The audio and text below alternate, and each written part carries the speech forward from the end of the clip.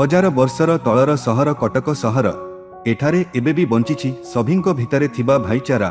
अनेक लोकंको पई उदाहरण सृष्टि कला आजिर घटना सुनिले आपणंको भितरे कोह रहिबनी। हाँ आज्ञा घटनाटी घटिछि कटक जिल्लार एमपी छक निकटरे थिबा गंडारपुर पुलिस कॉलोनी रे रोडरे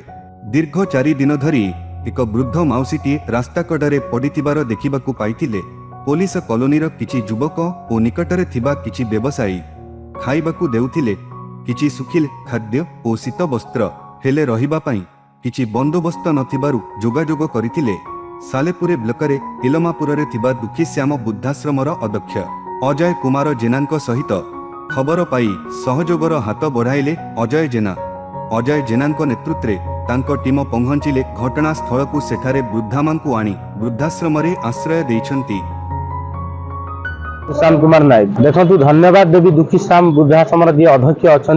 आमर अजय भाई और तांकर जो पिला माने अच्छा तांको धन्यवाद देवी आ मोर मध्य सौभाग्य मु भुवनेश्वर फेरुली एठी जने वृद्धा को आज रेस्क्यू करा जाउछि एवं से जाई दुखी श्याम वृद्धाश्रम रे तार पालन पोषण हबो एवं एठी धन्यवाद देवी जो माने 5-6 दिन है शुणुली जे 5-6 दिन है जो शिक्षित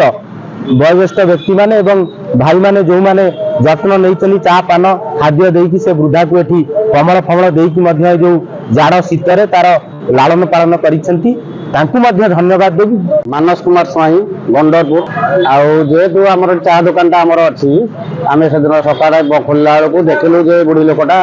को किए छाड़ी जाइछंतो कि घुसुरी घुसुरी आसतु बहुत असुविधा पड़ते आउ देखा पाइलु जे आपण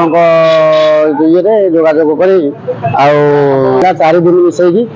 आउ बहुत किए बिस्कुट दे किए चा दे किए कमल आनी दे कि ऊपर वर्षा है बेलू असुविधा मोटर पार्ट्स दुकान पुलिस दुकान गंडरपुर कुमार बेहरा गंडरपुर कटक कौन कहे आप दुकान सर 5-6 दिन जो पड़ा पोड़ीटे